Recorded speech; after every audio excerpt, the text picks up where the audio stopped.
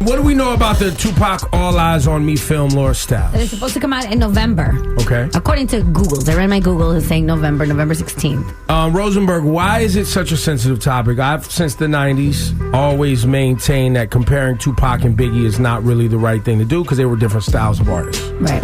They rap differently. They stood for different things.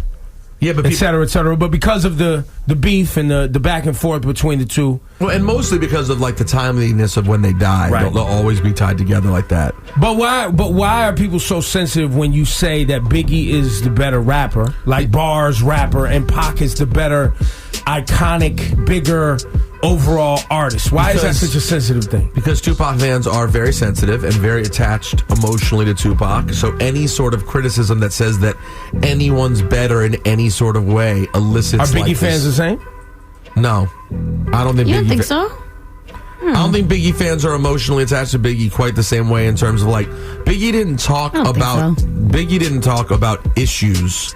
Biggie wasn't a community leader. Biggie rapped about selling drugs, making money, the hood, getting out of the hood, partying. Yeah, but it's still something that people are emotionally attached to because that's their story. Well, I think what Rosenberg's saying, Laura, is that Pac was an extension of the black nationalist movement. Yes, I agree. And then even if you listen to Pac records, the records we just played, Pac is clearly talking about some of the same problems we still have today.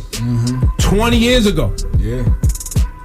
Yeah, and by the way, I am a Biggie. If I have to choose which catalog I would want for the rest of my life, it would be Biggie, and I wouldn't even hesitate. And that's just based on the amount of hits, yes? No, the music's better. To me, I think the music's better. Yeah, to me, the music is consistently better.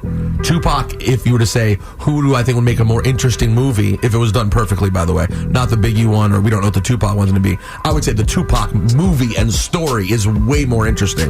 Now, but do you think Pac had, just because he had so much music, put out that watered down the things that were great, or you just think that because of those two projects, one a double album and then Ready to Die, it was succinct, that was all we got? That helps too. I mean, Tupac has like hundreds and hundreds and hundreds of songs, but also like there's a lot of things people don't remember about Tupac. Growing up at that time, Tupac started out as just the dude from Digital Underground. That's it. No one was thinking about anything else. I Get Around came out. You're like, oh, I love I Get Around. So I'm I mean, I was on the West Coast, obviously, so I'm closer to it. You're in Baltimore at the time. No, Brenda's never been in Baltimore. Or Tupac used to be in Baltimore, yes. Yeah, DC. Maryland, whatever, DC.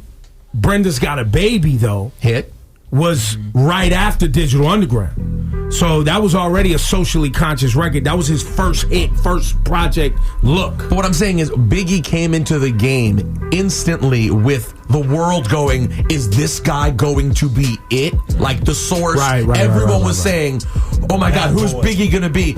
Party and Bullish comes out and everyone's like, oh, that's the first thing. He was associated with a bigger machine at the time, a bigger marketing. Tupac emerged the way a normal career did. He was a dancer, and then it came out, he gets a single. The single's good. He was the first artist on Interscope record along with, wait for it, Gerardo.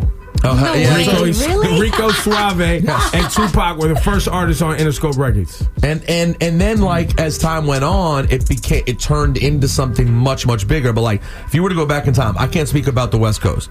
On the East Coast, if you were to tell me that there was someone walking around, driving around listening to Tupacalypse now, I call you a liar. Yeah. No one was driving around. They got in around All Eyes on Me, Hit 'Em Up, and the beef stuff. Probably. Yeah, that's when it got really, really big. Before that, it was good. People, I mean, if you knew, you knew, but it wasn't like. And when Tupac was in Rikers, I'm told that was a big moment for his music. Yeah, and when he was in So Juice, Many Tears, we connected to him. when he was in Juice. Juice was a big deal. Juice was a very big deal. That was an East Coast based movie. Yep, you know and he so killed we connected. it. Yeah, we connected to him. So that, but even that's a good example. Juice is a great example of why we love Tupac, the person, the character, the whole body. Because like Juice is one of my favorite things about Tupac. You know what I'm saying? Whereas Biggie, it's just music. That's it. I never saw a concert. You can have a Tupac movie conversation.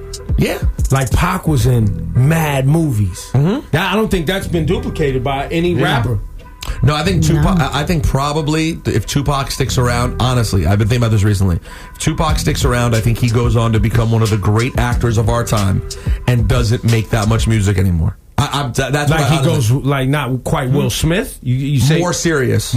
Would have won an Oscar. Would have become one of the great, and would have been outspoken politically. Would have been an actor, and the music would have been like, oh, Tupac's putting out another album. We all would have been like, oh, that's cool. Like that wouldn't have been his bread and butter. I don't think at all. I think he was going leader and actor, and that would have been his thing. And he would have had some famous ass girlfriends, and like that's where he would have gone musically. I'm not saying he wouldn't have still made music. I just think it was one piece of this multifaceted person.